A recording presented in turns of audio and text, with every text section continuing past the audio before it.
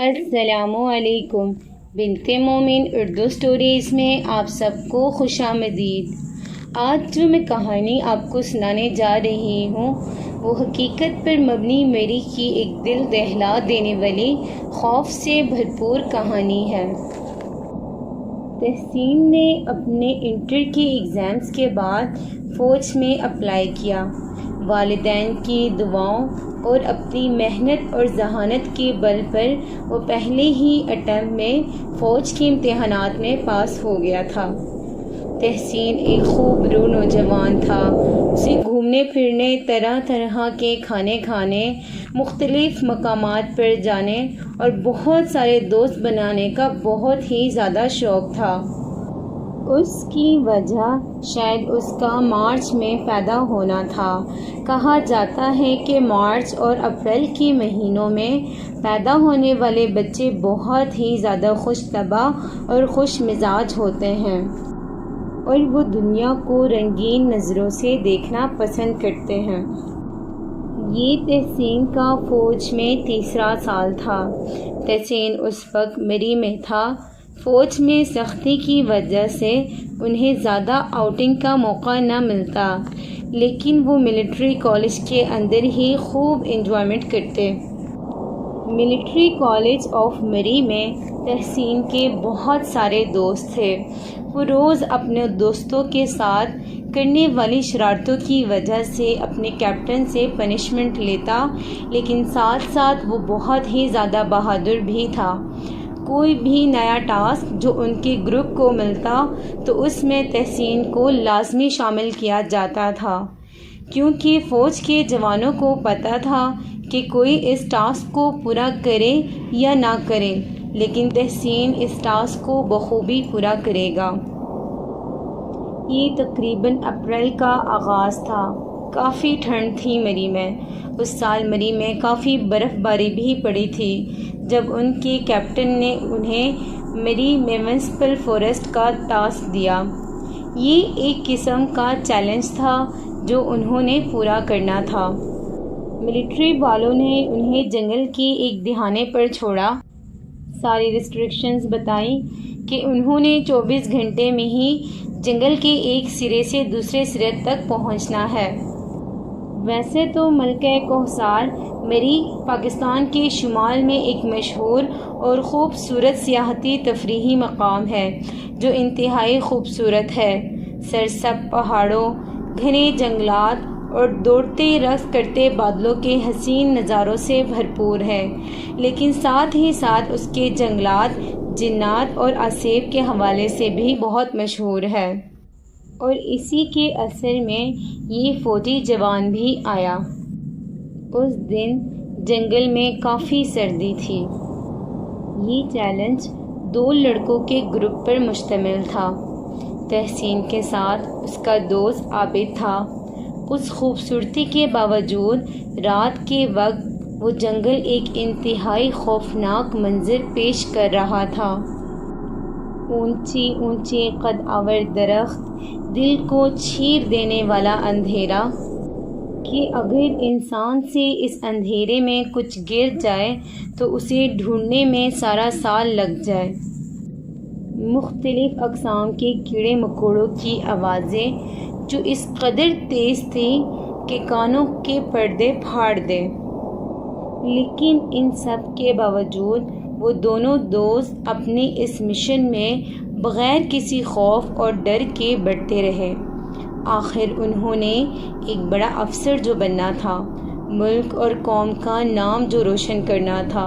اگر آج وہ ان سب سے ڈر جاتے تو کل کو بارڈر میں اپنی موت کو ہتھیلی پر لیے دشمن کا مقابلہ کیسے کرتے؟ تحسین ابھی 1 کلومیٹر جنگل میں چلا ہوگا کہ ایک دم ہی اس کے قدم رک گئے۔ عابد کو تو جیسے بے ہوشی طاری ہو رہی تھی۔ اس شدت کی سردی میں بھی تحسین کا پسینہ ماتھے سے پھسل کر گردن تک آ پہنچا تھا۔ خوف نے ان کے جسموں کو ہر طرف سے گھیر لیا تھا۔ وہ گھنا جنگل ان کو کاٹنے کو دوڑ رہا تھا۔ جسم میں تو جیسے جان ہی باقی نہ رہی ہو۔ تحسین اور عابد کی آواز ان کے گلوں میں ہی پھنس کر رہ گئی تھی۔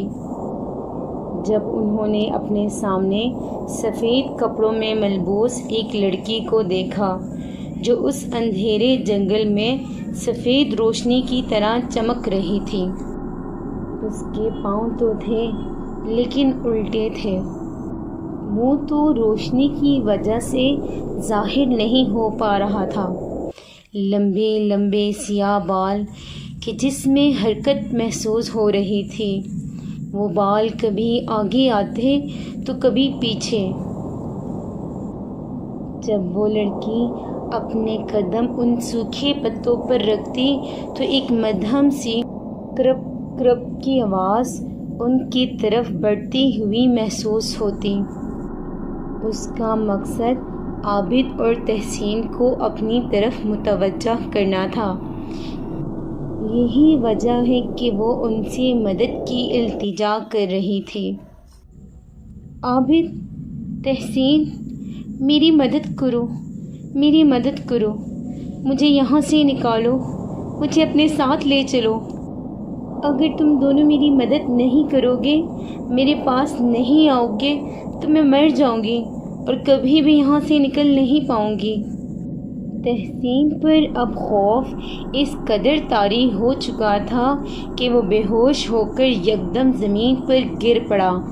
عابد تو پہلے ہی بے ہوش ہو چکا تھا۔ ادھر ملٹری والے تحسین اور عابد کی تلاش میں تھے۔ وہ 2 دن گزر گئے تھے، ان کا کچھ پتہ نہیں چل رہا تھا۔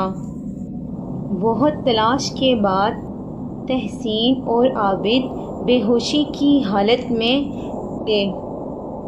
1 ہفتے کے بعد جب ہوش آیا تو عابد کو معمولی بخار تھا، لیکن تحسین کی حالت بہت ہی زیادہ خراب تھی۔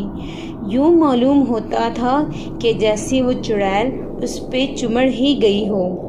تحسین ایک خوبرو نوجوان تھا، ایک باہنر اور باصلاحیت ہونے کے ساتھ ساتھ وہ فزیکلی بھی خود کو بہت مینٹین رکھتا تھا۔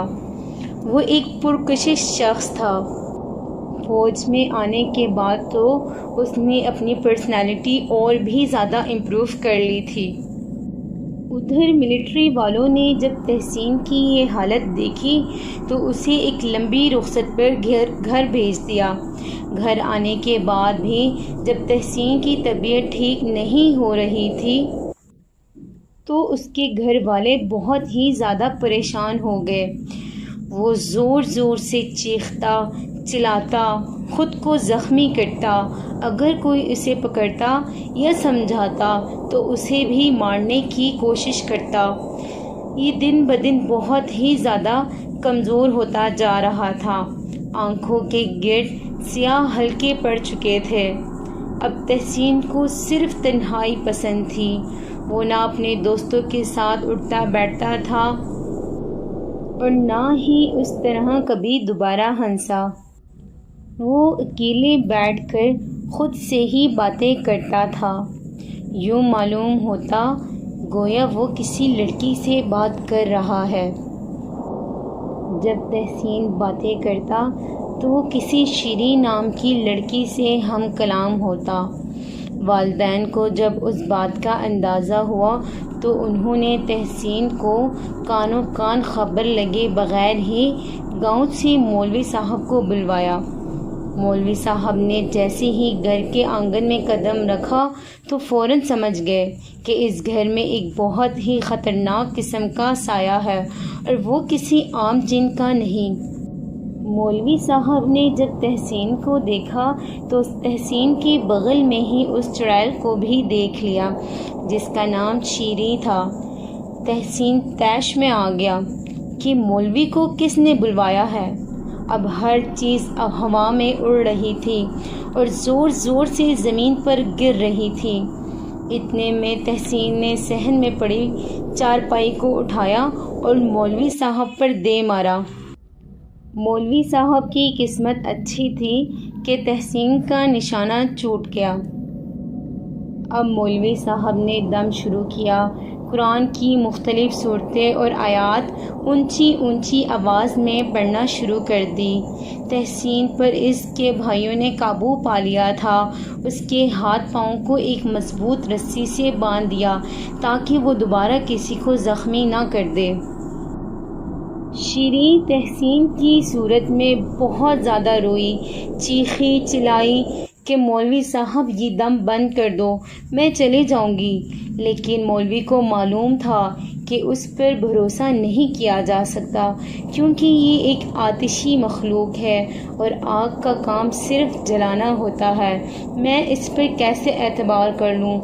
مولوی نے اپنا دم جاری رکھا۔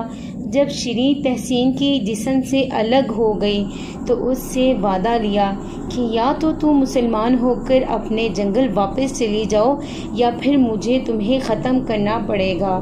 شیریں بہت روئی۔ اس نے مولوی صاحب کو بتایا کہ وہ پہلی رات جب وہ تحسین سے ملی تو وہ تحسین سے محبت کرنے لگ گئی تھی۔ تحسین کو دیکھتے ہی وہ اس کے سامنے آنے سے خود کو نہ روک پائی۔ وہ جنگل میں ہونے والا واقعہ وہ میرا تحسین کے ساتھ صرف ایک مذاق تھا۔ مجھے معلوم نہیں تھا کہ تحسین میرے اس مذاق کی وجہ سے بے ہوش ہو جائے گا۔ آپ مجھے تحسین سے دور نہ کریں، میں اس سے بہت محبت کرتی ہوں۔ مولوی صاحب اب شیریں سے کہنے لگے کہ اس لڑکے کو تو خبر بھی نہیں کہ تم کون ہو، کہاں سے آئی ہو، اور تم نے اس پر اپنا سحر کر رکھا ہے۔ جب یہ اپنے ہوش میں آ جائے تو کیا تم اسے اپنی اصلیت کہہ سکتی ہو کہ تم ایک چڑیل ہو؟ جب اسے معلوم ہوگا ان سب کا تو وہ تم سے نفرت کرے گا، تو بہتر ہے کہ تم یوں ہی چلی جاؤ۔ کیا تم یہ چاہو گی کہ اسے پتہ چلے کہ پچھلے 2-3 مہینوں سے اس کے ساتھ کیا کچھ ہوا اور ان سب کی وجہ تم ہو؟ شیریں مولوی صاحب کی یہ سب باتیں سن کر مجبور آ جاتی ہے۔ وہ کلمہ پڑھ کر واپس مری کے میونسپل جنگل میں چلی جاتی ہے۔ ادھر تحسین کی حالت بھی اب پہلے سے کافی بہتر ہو جاتی ہے۔ اسے پچھلے 3 ماہ میں ہوا کچھ بھی یاد نہیں رہتا۔ اسے صرف جنگل کی وہ ایک رات یاد ہوتی ہے جو کہ اب اس کے لیے ایک خوفناک خواب بن کر رہ گیا ہوتا ہے۔ خوف سے یہ بھرپور واقعہ آج بھی میونسپل جنگل جانے والے صحراؤں کو سنایا جاتا ہے کہ وہ دوبارہ کسی شیریں کے سحر میں نہ